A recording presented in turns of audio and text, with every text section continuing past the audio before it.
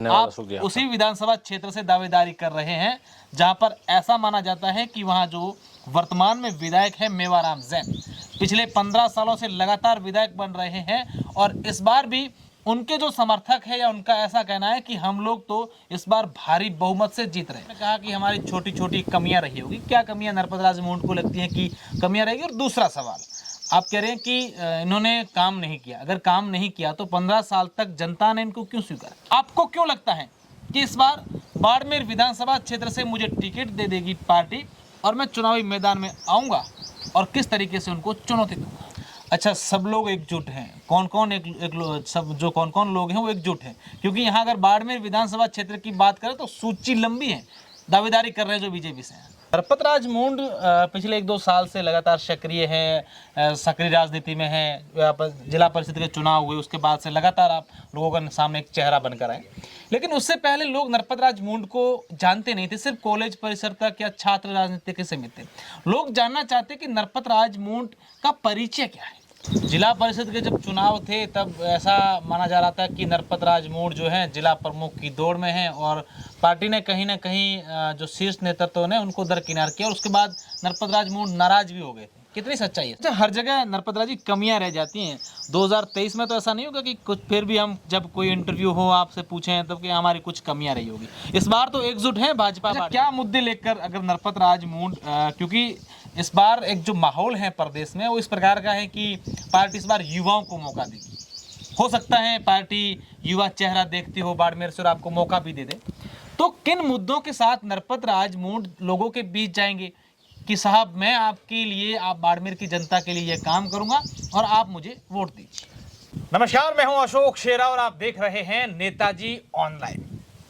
आज हमारे साथ एक ऐसे युवा नेता हैं जो मारवाड़ की सबसे चर्चित विधानसभा क्षेत्र बाड़मेर से इस बार आप दावेदारी कर रहे हैं। आप छात्र राजनीति में लंबे समय तक सक्रिय रहे, अब भारतीय जनता पार्टी से ताल्लुकात रखते हैं और आरएसएस से भी जुड़े हुए हैं।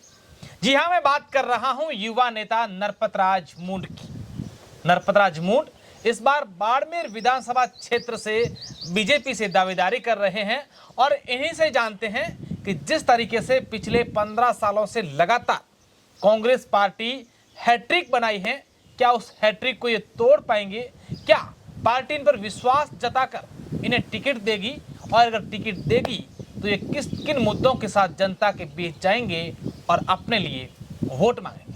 नरपत राज जी, सबसे पहले तो आपका स्वागत है और पहला सवाल, आप उसी विधानसभा क्षेत्र से दावेदारी कर रहे हैं जहां पर ऐसा माना जाता है कि वहां जो वर्तमान में विधायक है मेवाराम जैन पिछले 15 सालों से लगातार विधायक बन रहे हैं और इस बार भी उनके जो समर्थक है या उनका ऐसा कहना है कि हम लोग तो इस बार भारी बहुमत से जीत रहे हैं।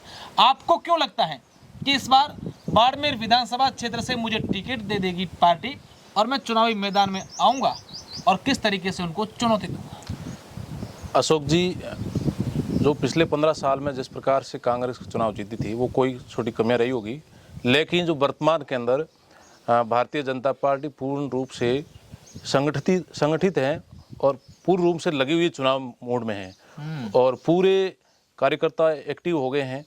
और जो पिछले 15 साल से जो कांग्रेस के जो विधायक का जो गुंडा राज है जिसको कह सकते हैं हम, जिन्होंने अपने कार्यकर्ताओं के अलावा आम जनता कोई काम नहीं किया, अपना पेट भरने का, अपना जेब भरने के अलावा कोई काम नहीं किया।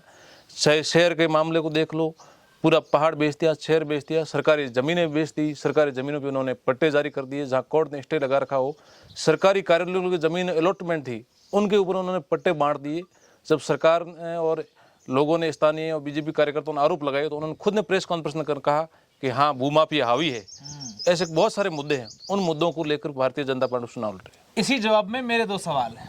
पहले आपने कहा कि हमारी छोटी छोटी कमियां रही होगी, क्या कमियां नरपत राज मूंड को लगती हैं कि कमियां रहेगी? और दूसरा सवाल, आप कह रहे हैं कि इन्होंने काम नहीं किया। अगर काम नहीं किया तो 15 साल तक जनता ने इनको क्यों स्वीकारा? कई बार स्थितियाँ हो जाती है कैंडिडेट पे या चुनाव के समय कोई माहौल बन जाता है और कई बार 2 बार बीजेपी के जो बागी कैंडिडेट चुनाव लड़ लिए थे, इस बार हम सब लोग संगठित करके भारतीय जनता पार्टी जिसको भी टिकट देगी हम सब कार्यकर्ता मिलकर, हम खुद में दावेदारी कर रहा हूँ, लेकिन हम सब कार्यकर्ता मिलकर भारतीय जनता पार्टी कमल को फूल जिताएंगे। दूसरी रही बात, चुनाव जीता है इस बार कांग्रेस का जो गढ़ माना जाता है बाड़मेर, इसको बीजेपी ढहा देगी। यहाँ भारतीय जनता पार्टी कमल का फूल खिलेगा। अच्छा, सब लोग एकजुट हैं? कौन कौन सब जो कौन कौन लोग हैं वो एकजुट हैं? क्योंकि यहाँ अगर बाड़मेर विधानसभा क्षेत्र की बात करें तो सूची लंबी है, दावेदारी कर रहे हैं जो बीजेपी से हैं। भारतीय जनता पार्टी इसमें हर कार्यकर्ता है, कार्यकर्ता को टिकट मिलती है तो कार्यकर्ता चाहता है भाई मुझे टिकट मिले। मैं आम सामान्य गांव का किसान का बेटा हूं तो मैं भी दावेदारी कर रहा हूं। तो ये भारतीय जनता पार्टी में ऐसा सिस्टम है, एक नीति है, रीति रिवाज है, ताकि कार्यकर्ता को टिकट दिया जाता है। तो इसलिए यहाँ बहुत सारे लोग टिकट मांग रहे हैं, अपना अपना चुनाव तक सब लोग दावेदारी कर रहे हैं, लेकिन जिसको टिकट मिलेगी उसके सब कार्यकर्ता साथ रहे। अच्छा, नरपत राज मूंड पिछले 1-2 साल से लगातार सक्रिय है, सक्रिय राजनीति में है। जिला परिषद के चुनाव हुए उसके बाद से लगातार आप लोगों के सामने एक चेहरा बनकर आए, लेकिन उससे पहले लोग नरपत राज मूंड को जानते नहीं थे, सिर्फ कॉलेज परिसर तक या छात्र राजनीति के सीमित थे। लोग जानना चाहते कि नरपत राज मूंड का परिचय क्या है, क्या क्या काम किया आपने? नरपत राज मूंड नाम है। मैं 2007 से कॉलेज की पॉलिटिक्स में एक्टिव हूँ। आज भी हम स्टूडेंट पॉलिटिक्स में एक्टिव हैं और 2007 से लगाकर 2017 तक 10 साल तक मैंने कॉलेज पॉलिटिक्स में इंटरेस्ट रहा है, मैं एक्टिव रहा हूँ। आज भी जब चुनाव होते हैं हम काम करते हैं। और मैं शुरुआत में अखिल भारतीय विद्यार्थी ABP से जुड़ा था। जब ये लोगों में एक धारणा थी मारवाड़ के अंदर, यहाँ बहुत बड़ा जातिवाद का जहर है, उसमें लोग थे NSU का मतलब जाट, ABVP का मतलब राजपूत, तो उसमें सब लोग आने चाहिए। सर्वस्पर्शी सर्वव्यापी हमारा संगठन है, हम ये नारा देते हैं, लेकिन इसमें काम करने वाले लोग सीमित हैं वो।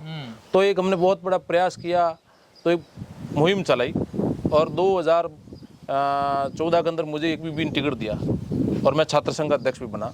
2014 से लेकर 2016 तक ABP का मैं प्रदेश सह मंत्री भी रहा, स्टेट जॉइंट सेक्रेटरी। तो बहुत सारे संगठन में पदों पे काम किया, छात्र संघ अध्यक्ष रहा, फिर युवा मोर्चा में काम किया है। और बाड़मेर शहर में पिछले 20 साल से हम रह रहे हैं, तो शहर में भी व्यापक संपर्क है सब समाजों में, सब युवाओं में विशेषकर। दूसरी बात, जो कॉलेज पॉलिटिक्स के अंदर जो इंटरेस्ट रखने वाले लोग हैं या कॉलेज से पढ़ के जो निकले हुए हैं, वो आज पूरे ज़िले में हैं। तो मेरे मिलने वाले, मेरे चाहने वाले, मेरे फॉलोअर्स पूरे ज़िले में भी हैं। अच्छा, जिला परिषद के जब चुनाव थे तब ऐसा माना जा रहा था कि नरपत राज मूंड जो है जिला प्रमुख की दौड़ में है और पार्टी ने कहीं ना कहीं जो शीर्ष नेतृत्व ने उनको दरकिनार किया और उसके बाद नरपत राज मूंड नाराज भी हो गए थे। कितनी सच्चाई है इसमें? नहीं, ऐसी कोई नाराज़गी की बात नहीं, ये तो ऐसी बातें हैं और हमने भी दावेदारी की थी, लेकिन भारतीय जनता पार्टी ने अपने विवेक से और ज्येष्ठ कार्यकर्ताओं की राय मशवरा से हमारे जो सीनियर आदमी है रूप सिंह जी को टिकट दिया। हम सब लोगों ने मिलकर उनके लिए प्रयास किया। हाँ, हमारी कोई कमियां रही उस समय, तो हम चुनाव प्रमुख नहीं जिता पाए थे। अच्छा, हर जगह नरपत राज जी कमियां रह जाती हैं। 2023 में तो ऐसा नहीं होगा कि कुछ फिर भी हम जब कोई इंटरव्यू हो आपसे पूछें तब कि हमारी कुछ कमियां रही होगी? इस बार तो एकजुट है भाजपा बाड़मेर की। इस बार भारतीय जनता पार्टी बाड़मेर की एकजुट है और आगामी चुनाव के अंदर भारतीय जनता पार्टी बाड़मेर विधानसभा सहित बाड़मेर जिले के 7 विधानसभा में कमल का फूल खिलाएगी। अच्छा, क्या मुद्दे लेकर अगर नरपत राज मूंड, क्योंकि इस बार एक जो माहौल है प्रदेश में वो इस प्रकार का है कि पार्टी इस बार युवाओं को मौका देगी, हो सकता है पार्टी युवा चेहरा देखती हो बाड़मेर से और आपको मौका भी दे दे, तो किन मुद्दों के साथ नरपत राज मूंड लोगों के बीच जाएंगे कि साहब मैं आपके लिए, आप बाड़मेर की जनता के लिए ये काम करूंगा और आप मुझे वोट दीजिए? विशेषकर मैं युवाओं के लिए बात करना चाह रहा हूँ। जैसे मैं कॉलेज से पढ़ा हुआ हूँ, तो कॉलेज एजुकेशन की बात करें तो यहाँ कॉलेज तो जिला मुख्यालय एक सबसे बड़ा कॉलेज है जिसमें 4000 विद्यार्थी पढ़ते हैं, लेकिन आज कॉलेज प्रोफेसर नाम की कोई चीज़ नहीं। तो मेरी एकदम 1 नंबर पर प्राथमिकता रहेगी कॉलेज प्रोफेसरों की नियुक्ति करी जाए। 2 नंबर में जहाँ जहाँ आस पड़ोस में जहाँ स्कूल्स हैं, जहाँ स्कूल में पोस्टें खाली है, उन पोस्टों को भरा जाए। तीसरी बात है, जो सरकार ने दावे की थी हम जो बेरोजगारी भत्ता देंगे या हम आपको स्कॉलरशिप देंगे या पालने और योजना में महिलाओं को लिए पेंशन देंगे, उन्होंने सिर्फ दावे किए जो खोखले हैं।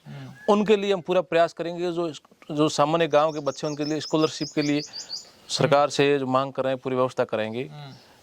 तीसरी बात यह है कि जो बाड़मेर शहर है, शहर में जो देखा जाए तो पूरा शहर पूरा डटा पड़ा है, उसमें किसी प्रकार कोई व्यवस्था नहीं है, समय पे पेयजल की आपूर्ति नहीं होती है, बिजली की सप्लाई नहीं होती है, बिजली गुल हो जाती है या कट जाती है लाइट तो अब मानो कि 10-10 घंटे 15 घंटे नहीं आती है, ट्रांसफर समय पे चेंज नहीं होते हैं, बदलते नहीं हैं। तो ये बहुत सारे मुद्दे।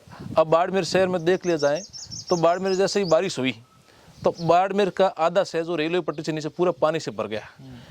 विधायक जी ने जो बातें कर रहे हैं, उन्होंने अपने बयान दे रहे हैं, अखबारों में दे रहे हैं, सोशल मीडिया चला रहे हैं, हमने ये कर दिया होगा। आप क्या करो, खुद जाके देख के आए शहर के अंदर, जैसे ही रेलवे पटरी से नीचे जाओ पूरा शहर पानी से भरा पड़ा है। लोग मतलब घरों में रहना उन्होंने परेशानी इतनी सारी है कि उन्होंने घर छोड़ के दूसरे गाँव में शिफ्ट हो गए, दूसरे जगह जाना पड़ रहा है। ये पानी की एक अच्छी व्यवस्था निकासी की जाए। दूसरा, जो पिछले काफ़ी 8-10 साल से शहर के जो पानी है सीवरेज का, एक सीवरेज समस्या है, और उनका और शहर का जो गंदा पानी है वो कुड़ला या शिवकर में चला जाता लोगों के खेत के अंदर। आपने भी पूर्व में कई बार इंटरव्यू किए, आप खुद वहाँ गए हो। आम बाड़मेर का शहर का जो लोग है उधर आना जाना रहता है, उन लोगों को देखते हैं क्या उनकी स्थिति है। कोई जमाना ऐसा था जब बालोतरा फैक्ट्रियों से पानी निकल कर नदी में जाता तो बालोतरा से हम 10 किलोमीटर दूर रहते थे, तो लोगों को सुगंध आ जाती ना कि यार अब बालोतरा आ गया, सोए हुए व्यक्ति जाग जाता था। आज बाड़मेर शहर से निकलती ये स्थिति हो गई कि इतनी बड़ी दुर्गंध आती है, इतना सारा ज़मीन पूरी खराब हो गई है, लोगों का रहना बहुत बड़ा परेशानी हो गई, उनको रहने में आ रही है। तो उनको लेकर एक हम बड़ा ट्रीटमेंट प्लांट चाह रहे हैं कि वहाँ एक व्यवस्थित पानी शहर का है वो बने ट्रीटमेंट प्लांट, उनके अंदर पानी को शुद्ध किया जाए, उनको सप्लाई हो पूरी व्यवस्थित हो, ताकि उनको खेत तो खराब नहीं हो। दूसरा, जो शहर में जो बारिश हो जाती है, बारिश के वजह से जिस प्रकार से पानी भर गया, जैसे बलदेव नगर है, रामनगर है, विष्णु कॉलोनी है, शिवनगर है, शास्त्री नगर कुछ हिस्सा है, गांधी नगर पूरा डटा भरा पड़ा है, महावीर नगर पूरा पानी से आधे से ज़्यादा भरा पड़ा है, इधर जो इंदिरा कॉलोनी है पानी से भरी पड़ी है। तो इनके लिए पूरी एक व्यवस्था करके हम पानी निकासी कैसे की जाए शहर की। अच्छा, मेरा आखिरी सवाल है, क्या लगता है पार्टी टिकट दे देगी, और टिकट देगी तो क्या जीत जाएंगे? हम सब भारतीय जनता पार्टी कार्यकर्ता हैं, और इस बार भारतीय जनता पार्टी युवाओं को विशेषकर मौका देने वाली पार्टी है, मौका दे रही है, ऐसा सब जगह हम सुन रहे हैं। चाहे गुजरात के इलेक्शन लेकर हो, और भी कई जगह चुनाव हुए जिन्होंने नए लोगों को टिकट दिए और युवाओं को टिकट दिया है। तो हम सब कार्यकर्ता जी जान से लगे हुए संगठन में काम कर रहे हैं, और भारतीय जनता पार्टी मैं तो अपेक्षा करता हूँ मुझे टिकट देगी तो भारतीय जनता पार्टी बाड़मेर में जरूर विजयी होगी।